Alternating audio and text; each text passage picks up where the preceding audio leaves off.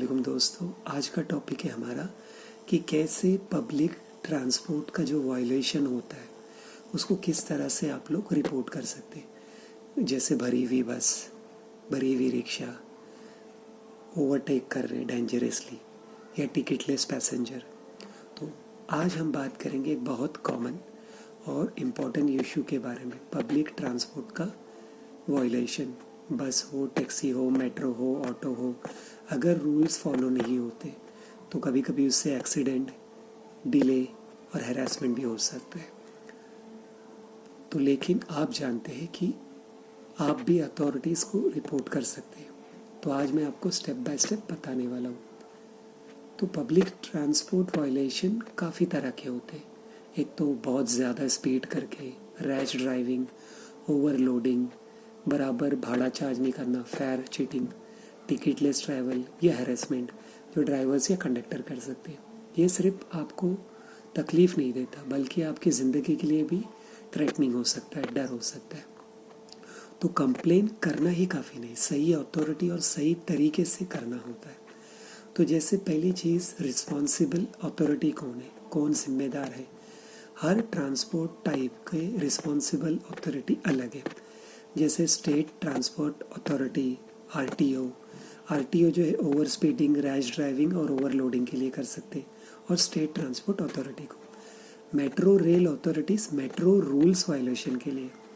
City bus service, private buses, तो इनको कब करेंगे, जब टिकटलेस ट्रैवल हो रहा है, हैरेसमेंट हो रहा है और अनसेफ ड्राइविंग हो रही है। पुलिस को आप कर सकते हैं ट्रैफिक डिपार्टमेंट के एक्सीडेंट्स के बारे में, रैश ड्राइविंग के बारे में, पब्लिक हैरेसमेंट के बारे में। तो कंप्लेंट सही अथॉरिटी को फाइल करेंगे तो प्रॉब्लम जल्दी सॉल्व होगा।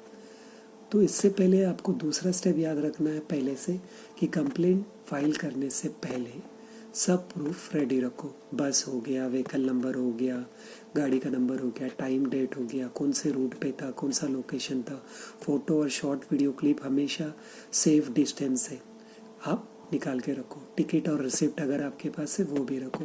तो ये सब एविडेंस अथॉरिटीज़ के लिए यूजफुल होगा। अब रिपोर्टिंग मेथड जो है, कंप्लेंट करने के जो मेथड है वो तीन तरीके के। एक तो है आपका ऑनलाइन पोर्टल, मोबाइल ऐप्स, यानी आरटीओ की वेबसाइट या स्टेट ट्रांसपोर्ट पोर्टल होता है, ओके, यानी जो भी स्टेट है आपका। फिर होता है व्हीकल नंबर और फोटोज़, डिस्क्रिप्शन अपलोड कर दो उस वेबसाइट पे या ऐप पे। हेल्पलाइन नंबर्स आप यूज़ कर सकते हैं ट्रैफिक पुलिस का 100, स्टेट ट्रांसपोर्ट हेल्पलाइन आप गूगल से नहीं ले सकते।